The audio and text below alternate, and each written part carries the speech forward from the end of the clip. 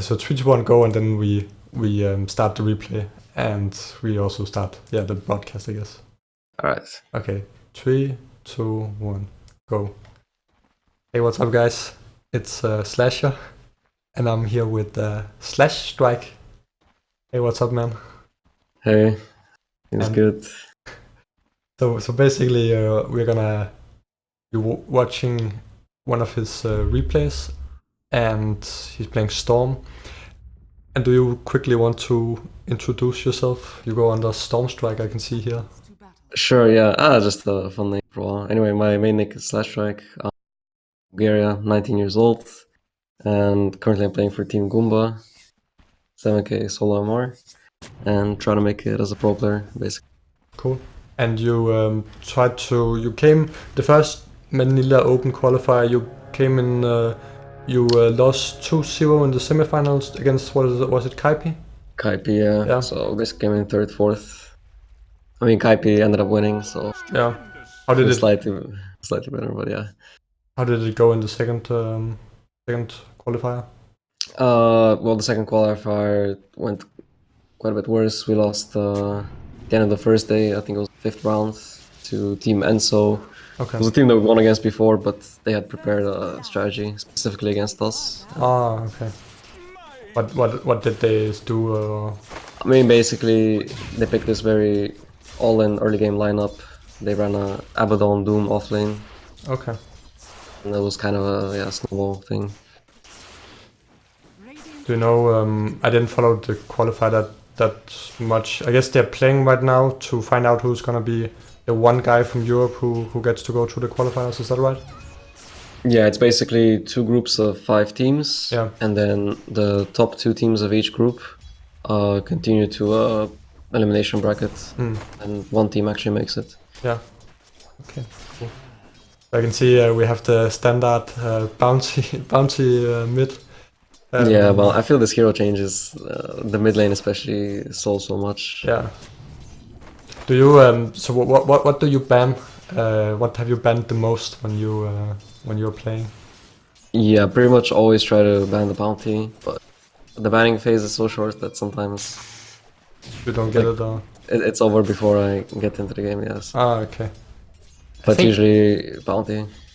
I think they should change. One change they could do is that you basically like pick 3 heroes that you would like to ban, so it just bans them automatically. So like your first priority is bounty hunter, and then someone else got that banned, then you get your second priority. Maybe I'm not sure how that would work actually. I mean, the thing is they want to make sure that no hero is banned in every game, right? Yeah. It would ruin the purpose of all pick. So I can kind of get that, but.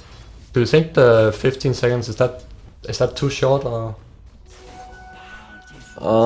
It feels a little bit short, but on the other hand, you don't want to make it too long either, because we'll complain a lot more about that. Yeah. And yeah, there's no obligation. If you don't want to ban, you don't ban. I think it's okay. I think sometimes when I want to pick ban bounty, and then okay, it's banned, and then okay, lich, okay, that's banned as well, and then alchemist banned as well, and then it's out of this time. So, but I guess maybe when people get more used to it, then it will be more smooth. I mean, that's a good thing though, right? That there aren't too many heroes that you always want to ban. Yeah. If it's only like 1 or 2, and oh, arrow. I get hit by arrow. I hate playing against Podden. Yeah, this is maybe a good moment to talk about how to not tilt, because like up to this point the lane was quite even. Yeah. You could actually see on the CS we had the exact same CS, 12 and 4. And then something like that happens, and it's... I mean, you can pay attention to it, but of course you cannot hug your tower the entire times. I think you're gonna get it. So you're a mid player mainly, right? Yeah. I think one of my problems with playing mid is that I sometimes just get so focused on lane, so I just focus so much on CS and the other hero and harassing him that I actually don't see anything what's happening on the map. Yeah, that definitely happens, and that is normal, because if you don't focus on that, then you just like pay attention to the entire map. But the enemy mid does focus, then he will outlast hit you, because it's just about like choosing how to spend your resources as a player, like your attention and everything. So it actually. Go ahead. Go ahead.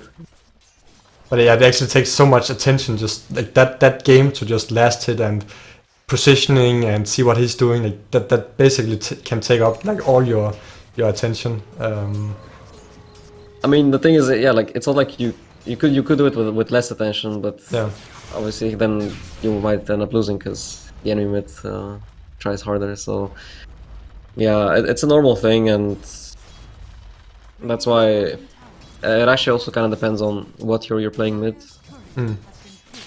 If it's a hero that needs more farm or less, or like how important it is that you do okay on the lane. yeah. I don't think I'm not sure we said it, but you are 7k MMR at the moment. Just really finding your profile just to show your MMR. I was actually surprised to see Storm mid because do you think Storm a viable mid hero right now? Is he in a okay position right now? I think he definitely is. It's of course the reason he was so bad in the last patch. I mean, obviously the nerfs were pretty significant, but I think a lot of people overrated him. Yeah. A bigger reason why he was bad was because of heroes like OD and Invoker being popular, and Storm just has a very hard time laning against them. Yeah. And the thing with Storm is the laning stage is literally his only weakness. The way I see Storm is I would put him in the top 5 best late game heroes. Yeah. When it comes to being high level and full slotted. So it's all about being able to hold your own in the lane. Yeah. And right now the popular mids, especially Alchemist, which seems to be one of the top mids right now, Storm actually does really, really well against him. Yeah. You can actually stand in his acid and just harass him and very high base armor. Yeah. Perfect. You're good against melee heroes with your remnant. You can actually zone him. Test this farm. Even later on. Storm is one of the heroes that I'm actually kind of in love with. But what usually happens is that sometimes I just do so horribly early game, but I'm still able to somewhat come back. But I think with the changes to his ultimate, it just seems that you just sip a little bit and you're just almost out of mana. I think he's how I see him basically right now is that he's basically just a farm hero early on. I can see you go very aggressive here against Puck. Yeah, it's only because I did, so it actually doesn't really pay off. Yeah. The risk. Make it out at least. I mean, the thing is actually about the change. They only changed the activation mana cost of his ultimate, but throughout the jump, the mana cost is the same. Yeah. So what that means is like the long jumps are still pretty much the same, and what got nerfed is your ability to, spam short zips, which is basically what gave him his early game strength before. Yeah. So obviously now that you cannot do that, yeah, early game you're not very strong. But that's only when you compare him to the old Storm, which was like a hero that's like strong from the very beginning. Yeah. And for me, it's just about changing my mindset, the way I view Storm. Like right now, I just see him as a hard carry that's actually farms quite fast because he has an AoE spells. Yeah. He's extremely hard to kill, obviously because he's ult. And yeah, he just scales really well. And once you get your items, then of course the game becomes very easy. Yeah. I see you're getting an infused rain up right now. I think I bought that item once. Is that I guess is that mainly against Puck to just protect it is against Puck, and actually the reason I kind of thought about it here even was because one game when I played Puck, the enemy mid bought it against me. Yeah. And I realized my nukes are dealing a lot of damage, so figured might as well get it here as well. Yeah. I think I'll definitely try to fight against Puck. Yeah, it's against a couple heroes it's pretty good. Against Storm actually it's also not bad. Basically block an entire overload for half a remnant. Catch a paw Christian Maiden right here. Yeah, so here it was important like not show that vision by running straight at her, but I pretended to be running back to the lane and then suddenly switched direction. Nice. So are you generally happy about the new ban system? Do you think it improves your games right now in ranked? I think so. It's kind of hard to judge the impact because also the new patch hit at the same time. So obviously a lot of picks are different. Anyway, but Yeah, I'm happy. It's also because I was never much of a one hero spammer. Yeah. For example, in the last meta, I only made sure to only pick Evoker OD like once every 15-20 games or so. I think it's very nice that because we're gonna get some cancel hero at some point, and it's nice to know that when you get that, it's gonna be a lot better. And I see Infused Raindrop just saved you there, or actually made you Yeah, get the definitely kill. paying off. That was a very nice play. So Yeah, if anything, if I had to make prediction right now, I would say Alchemist is definitely one of those, and not 100% sure, but I think Tinker will also be making a big comeback because it was kind of overlooked. But basically, the rearm back when Tinker was really popular, yeah, the rearm used to be 100, 200, 300 mana cost, and then they slowly increased it, yeah. plus 50 on each level, and now it's back to the old amounts. So That's actually funny because if there's one thing that I kind of had in mind about IceFrog or whoever the team that's in charge of balancing is that they don't revert changes. So if they make a hero too strong, it's very rare that he will go okay, I'll just revert that back to normal. He'll usually do something else. But I guess he does it sometimes. I guess he did it with OD as well, so the Arcane Orb now steals less. yeah, it's quite also I mean, those are just numbers though, right? I think maybe the most known case where just a direct change that got reverted was the Ursa Fury swipes. Actually, no, not Fury swipes, Overpower. Yeah. When the cast animation got removed and it got added back again to be too strong. I mean, yeah, I guess even IceFrog is not afraid to admit when he makes a mistake. Yeah. So I was seeing that you also played some Shadow Fiend in ranked. Yeah, I've been experimenting with him a little bit. Not as sure about how good he is. Not as much as Storm and Tinker, I feel, because I think also the item build needs to be figured out a bit for him. I've been trying various item builds. I've been trying with the new Dragonlance to get it quite early as some kind of replacement for. Basically, now drums are not very viable for agility heroes anymore. Definitely. Like Dragonlance, very cheap stats. Could be the new drums in a way. That's actually quite interesting to get Dragonlance on Shadow Fiend. It's also, I guess, good with his very high base damage, and now you just got a bit more range. I mean, the range comes in nice, but I see the range as more of a side effect, like a bonus. But it's mainly about the stats. Yeah. With that being said, like the way my games usually go with Shadow Fiend, it's all about this super delicate balance of slowly getting ahead and staying ahead the entire time. Yeah. I think if you ever fall behind, it's quite hard. Well, one of the worst or most annoying things I find when playing Shadow Fiend is the fact that when you die, you lose your souls. I just think it's, especially in the pop game, when you lose your souls and you're trying to, get them back, but your team wants to fight. That's just exactly. I had a moment some days ago where I was just like, after Shadow Fiend game, I never wanted to play the hero again because I was so tired of losing my souls, and it's basically. Is it the only hero that gets worse after he died? So where you basically need to farm something to be viable again? I mean, you're losing something permanent by dying. I guess, yeah, I think it's the only hero. Yeah. Only Bloodstone as I can think of that you lose charges. Yeah. But that's an item, obviously. So. And then you need to fight anyway. So it's not like you can just go in jungle and farm up your Bloodstone charges. That would be quite. Yeah. But it's definitely true what you mentioned about pubs. People want to fight all the time. Yeah.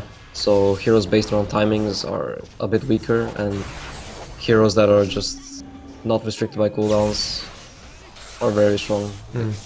Slark, for example, is it's a pretty good example. A hero that you want to fight non-stop. And especially it's good in pubs. If you get those, what is this, essence shift charges, and you get 30 of those, then the other team really have to be very they really have to control themselves. They have to say, okay guys, we'll just chill for 2 minutes, just let it wear off, and then we can go fight again. Yeah, I mean that is the correct play, but it's very hard to call that. Do you One of the things that I have been struggling with sometimes my games. So like basically I go from truly try hard to just being very positive and being, come on guys, we can win this, to if someone says something negative, I'll just mute them and just do my best, and then I can go to from that to basically I'm actually like I can basically taking sniper mid and or go jungle sniper and basically be, I don't care about this game anymore. It's actually like it's really bad, because if I have a really terrible game where I have really bad teammate, then sometimes I will kind of have the mindset that, well, I'll go into a new game and then because I had those bad teammates, then now I can like play bad myself, and I don't know. It's just, I think it's also because if I play too much, then I feel like I can get kind of like, I shouldn't play like Dota all day, so I'll basically get low priority, so I won't play for some days or something. I don't know. It's I think I sometimes have like the worst problems with tilt. Do we ever get that? I mean, I will divide like the tilting thing in between, like in between different games and the one game itself. Yeah. So when it comes to inside the one game, what I notice in myself is usually when I feel that somehow falling behind, or like some of my lanes are not going as they should, like the offlaner gets a kill on my carry or whatever, and it depends on obviously a lot of things, but at some point my brain makes this switch from a standard game to, oh no, we're losing this, I need to make something happen so we can win.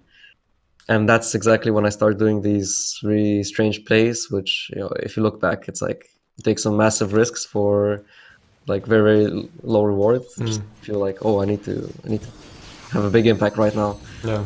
And those are actually the plays that end up losing you the game quite quickly. Okay. Whereas staying calm and just sticking to your game plan, like trusting yourself that eventually you can carry the game. I mean, in a like metaphorical way, it doesn't have to be a carry hero. Yeah. Like just by staying patient, waiting for enemy mistakes and not making any yourself. Yeah. You'll come out ahead, and that's usually how I win most consistently. But the moment I catch myself like feeling pressure, then going for some strange risks, then that's usually when the game goes really badly. Yeah. I was just noticing this puck, he has a veil. Yeah, it's I think Sumel did it in a pro game. Oh, okay. Went veil before blink.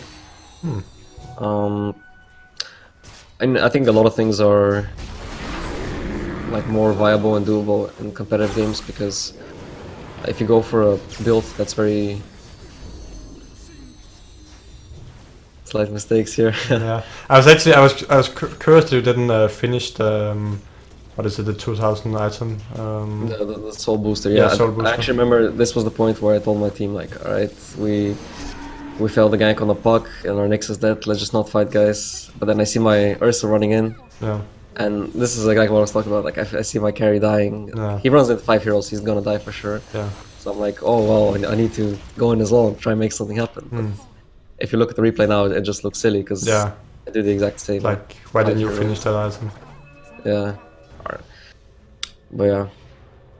It's so. Do you use microphone, or do you just like write sometimes, or do you use the chat wheel? But I almost never write. I actually mute all chat. Okay. I don't see any chat. I did that a few months ago, and I feel like it really helped me focus, because a lot of the people that are like flaming or whining or blaming others, they almost always use chat. Yeah. You occasionally get those that use the mic as well, but it's a lot more rare. I'm raising my hand right now. But yeah, so I mainly use the chat wheel, and occasionally I use voice more towards the late game when it comes to movements.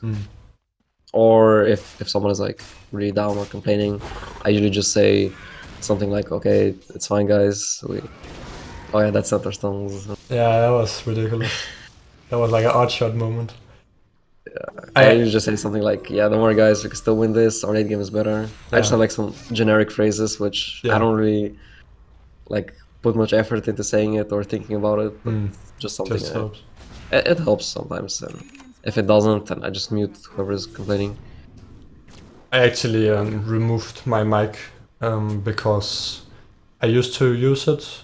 So sometimes when I get tilt, when I tilt, I remove it because I might get angry at a teammate and I might be like, "Why did you die there?" and say something like stupid.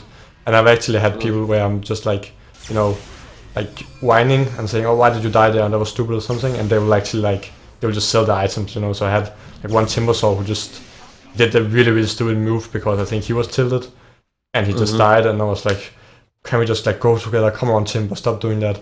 And he sold all his items and bought 3 blink daggers, and that was basically a game where we could have won, but because I think mainly because I, you know, spent like 30 seconds talking in the microphone like, you shouldn't have done that, Timber. Like then he basically like, you know, I tilted him over the edge. So I try to never like pose like, you know, questions or tell people like that they fucked up, because it usually doesn't help. And to be honest, like a lot of the times they know themselves when they fucked up. Like you don't actually need to tell them.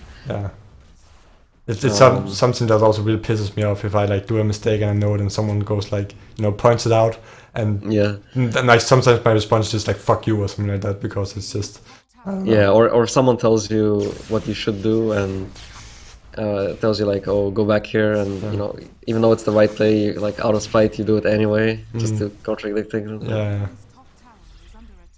So I mean, those things tend to happen, but in general, actually one of the things I say most often could be that we have better late game. I use that phrase a lot, and a lot of times it's actually not true at all. But I say it anyway just to make your team relax and stop diving. And it's a good tip. I think I will like that. I'm saying that, see what happens. But it's also, I guess it's also when you're 7k MMR, I guess you can pretty much every game get mid uncontested. Almost. I mean, there's still some games where I don't.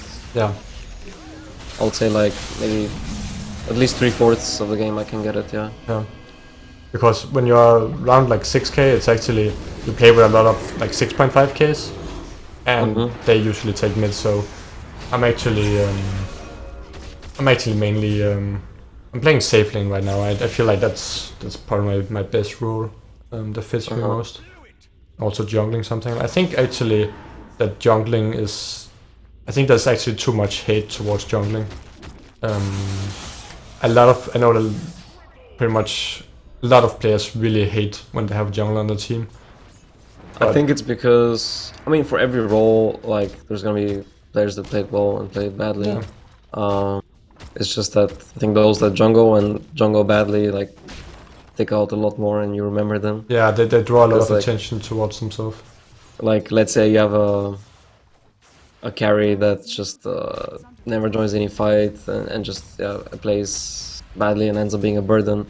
Like you just say, okay, that's a bad carry, whatever happens. But if it's a jungler, you're gonna be like, oh wow, these junglers are always useless. I think it's also, if you're like tilted and someone takes your role, you're just gonna be okay, fuck it, I'll just go jungle. And so it's the respectable jungle players, I guess they are far and few between. Yeah, exactly. It's like hard to tell when someone is jungling because they like that's how they want to have a big impact, or it's because I didn't get my role, I'm just gonna AFK in the jungle. I made a Ursa guide recently, which is basically a jungler Ursa guide, because I've had some. It's basically like a standard guide where I just tell people what I do, what a 6k player do, because I've had some really good games where, you know, my carry gets taken and I take Ursa jungle and my impact is just really insane, because, you know, basically take Roshan in 4 minutes, and if they don't have a bounty, and if you just have decent lanes, so you have so that they don't have, like, if they cannot, you know, crush your lanes, then it's just having a jungler can just be so good. Yeah, especially like I said, with heroes that like threaten the enemy team by being off the map. If they're off the map all the time, then quite hard to play against. I mean, same with LCs. Like sometimes you get an LC jungler who just farms all game. But sometimes you get an LC jungle that gets level 6 and immediately ganks your lane, and you get a kill with a duel, and you're like, oh, well, this is actually pretty nice to have on my team. Yeah. I see you're gonna get the new Argano Scepter on Storm. Do you think that's becoming a core third item after Bloodstone and Orchid? I think it's a bit hard to say. It's still very situational, and I think the Scythe is also a very viable third item. Yeah. Device. I would say it really depends on how the fights are going and whether you have what kind of enemies you're up against. But also like the farm distribution. Like let's say, in this game we have quite a bit of like catch and disable on our team. Yeah. So we're going for these fights, and it's. I mean, okay, the enemy team is not trying too hard anymore, but in other games where it's like, let's say there's one very farmed hero on the enemy team getting out of control, like let's say it's a Tinker especially, then you kind of really want to have that site, just make sure, like absolutely make sure you can solo kill them, especially because people also build things like Manta or Lincolns to prevent dying, and like having a scythe is basically disable one of their items. So one of my questions to you is, what do you think is the difference between a 6k and a 7k player? Because being a 6k player, I play a lot with 5ks, and I feel that they generally have, you know, sometimes poor understanding of the game, and some of them like have a really negative attitude. I think especially like 5.3k, that's I think like 5k to 5.5k, I think that's basically the most toxic bracket that I have like met. That sounds somewhat true. I think it used to be 4.5 to 5, but maybe with MMR inflating a little bit, it's now shifted up 500. I kind of agree with that analysis. Fortunately, I don't get games with that bracket too often. But anyway, if I had to say, it's a pretty common question. The difference between 6 and 7k. The thing is, there's actually a huge variety, I feel, of 6k players that I've played with. Like a lot of them, like, wow, how is this guy possibly 6k? And then a lot of them are like actually really good, and like they carry the game, even though the game is like higher than their average. Average is higher than theirs. I think hero picks has quite a bit to do with that as well, though. Because often when I see like someone doing really well, like almost despite their MMR, it's on heroes like Invoker and Slork that you can kind of guess that they spam them quite a bit.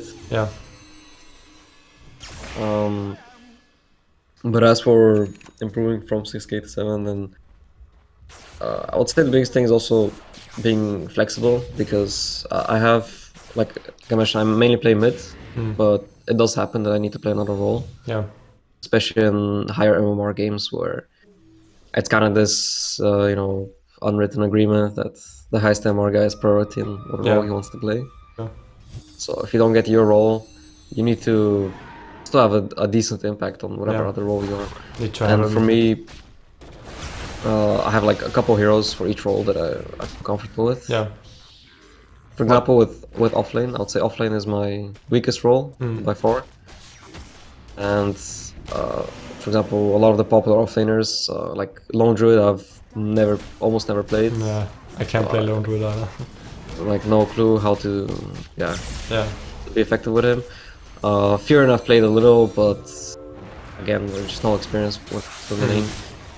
So if I do find myself in the offlane, I would often pick a hero that kind of fits my playstyle or general game plan, even when I'm mid. So I would often go for something like Earthshaker, which pretty often is like not the best choice for the lane at least, but I know that as long as I just make sure I don't die and get decent levels, eventually I'll get my blink and I can have I know how to have a good impact. And I think a lot of players lack that, especially I notice sometimes, like let's say I have a 6k on my team, and it's kind of easy to tell that usually like they're used to being the highest MMR on their team, so they always play mid or carry, and then one game they're the lowest and they're forced to play support, and And don't if I'm have- laning with that guy, I can just see like he's never played support, like, Yeah. no clue.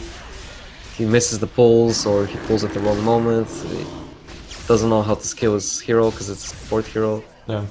Stuff like that. So I feel it's really important to be at least a little versatile. You don't have to be. It doesn't take too much effort to like take a couple heroes for yourself that you like. Like for me, support. If I find myself supporting, I can have like some choices that I really prefer, Yeah. like Disruptor. Not because Disruptor is an amazing hero or anything. It's just that I played him quite a bit, so I know what to do, even Yeah. if I'm supporting. I'm actually right now, if I can't get any core roles, I actually prefer to. I actually think it can be fine in a pub to have 1-1-1 at the lanes, and then let's say a roaming bounty, and then a kind of jungler that goes like half support. So for example, like a CM who's kind of like half jungling, half supporting. I think that actually can work. I mean, yeah, that can work. I think it depends also on your safe laner then, because if you have a like solid safe laner that can solo without getting destroyed, then yeah, it's pay off. But sometimes you also have these safe laners that definitely need to be definitely like need babysitting, like a Slark, for example. And if your Slark gets destroyed and he starts tilting, oh, where's my support? And yeah. So what do you think that you actually lack to become 8K? What is your highest MMR ever? Highest ever was 7.2 and a half. Okay. Yeah, that's a good question. I think for me, I can't say for every 7K, of course, like every player is different. Yeah. Personally, I feel like it's a bit about consistency, basically. Yeah. I have some games where, I'm playing, like, even if it's a very high average, like, let's say it's 7K plus average, but I still manage to get to play, like, a core role, like, it's still, like, a really big impact. But then there's also a lot of games where I just know that, like, let's say I was tired when I started the game, or I'm picking a hero that I don't usually play, so I'm not very familiar with it. And basically games where from the start you're like setting yourself up to have a lower chance to win. Yeah. So like super committed to getting 8K, I think I will eliminate those games. And what I do sometimes is actually I play unranked if I really want to play, but I know that I'm gonna lose rating. I just go unranked. I actually wish that I had a Smurf with like, let's say, just 5.5k or something, where I could just play and just be a little less nervous when playing. But it is kind of like problematic to Smurf, though a lot of people do it. Yeah, I think also Valve is like trying to get rid of that for sure. Yeah. So, but I think unranked is a decent option. If people stop smurfing, then there's gonna be more players in unranked as well. And yeah, but I would say definitely for me to get 8K, it will be consistency, and that could also tie in a little bit with hero picks. Like picking the strongest heroes of the meta. Like I'm sure that a lot of 8Kers, if they didn't spam, they did definitely play Fair Share and Invoker last patch, for example, which I didn't really do. But yeah, for this patch, I think I'm gonna try to spam some Tinker. I feel like he's quite strong. Yeah. That goes. Cool. I'm interested to see if Tinker is gonna be like my new hate hero, because I really used to hate Tinker back when he was Cancer. Yeah, definitely one of the more hated heroes. Yeah, it can just be a nightmare to push against him, and especially if you don't have the right heroes. But if Tinker starts to become more popular, we might see Storm again. Though it is really hard to. I don't like laning Storm against Tinker. That's not sure what your experiences are with that. That's one of the issues, like I mentioned. Yeah, I mean, Storm is great at a lot of things, but laning is not one of them, and yeah, it can get punished. But if you make it past the lane stage, I used to do Storm safe lane against Tinker when he was really good. Oh yeah, that's a good point actually. Yeah. Storm safe lane is definitely quite strong as well. Yeah, you can get an even quicker bot stone and snowball from there. So if we're about to wrap it up, I was thinking if you have any questions for me or anything you would like to ask me or anything. Yeah, sure. I was actually interested in when you make your guides, how do you actually decide? Like, do you just pick a hero and like I'm gonna try to come up with this unique build for this hero, or do you Yeah. experiment and see if something is strong, or how does that work? So basically, sometimes I will just look at a hero that pretty much nobody plays or that everybody just plays in one role. So for example, Enchantress is probably the most interesting hero. That used to be just everybody used to just jungle Enchantress. And I basically thought that it might work in the offlane.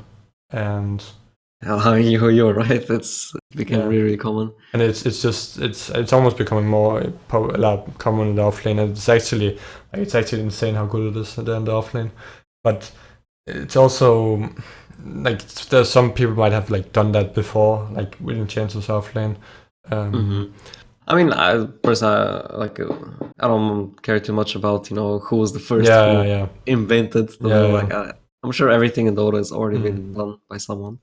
But it's actually, but I know that I have kind of something interesting when I start doing something and I find it like really good, but every time I pick it and I go there, people go like, what the fuck, what are you doing, or like question mark, or like Enchantress offlane Kappa or something like that. Like that was how it used to be when I played Enchantress there.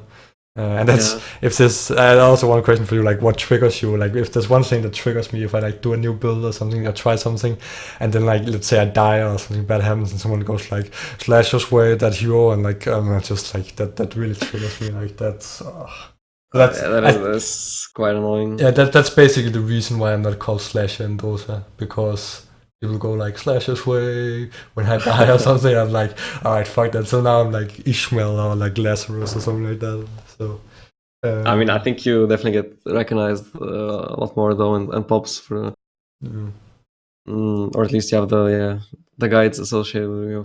But for me personally, what's triggering was when, especially when I'm those like lower average games where it's like below 6k average and like I have 5 carries on my team, and it's like a late game situation, and I tell them something and they just flat out refuse. Like the most common would be I tell them we cannot Roche, like the entire enemy team is alive, we're not quick enough, we're gonna lose the fight, don't go Roche. And then they go Roche and we get wiped and we lose the game. And I just get so mad because like what could you do in that situation, you feel powerless. Yeah.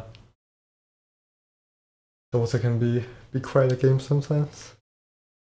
But thank you so much for doing this. Yeah, thank you. It's fun. Interesting to see what you guys think about this. And do you have any last calls, or I don't want to say shout out because that I don't know, it just sounds like. Yes. I mean, I'll just say like looking forward to seeing some of the feedback to this video and what the viewers would like if we expanded more on. Yeah. And we could maybe make this a series even. Cool. People are interested, yeah. All right. See you, and see you guys as well. Yep, see ya.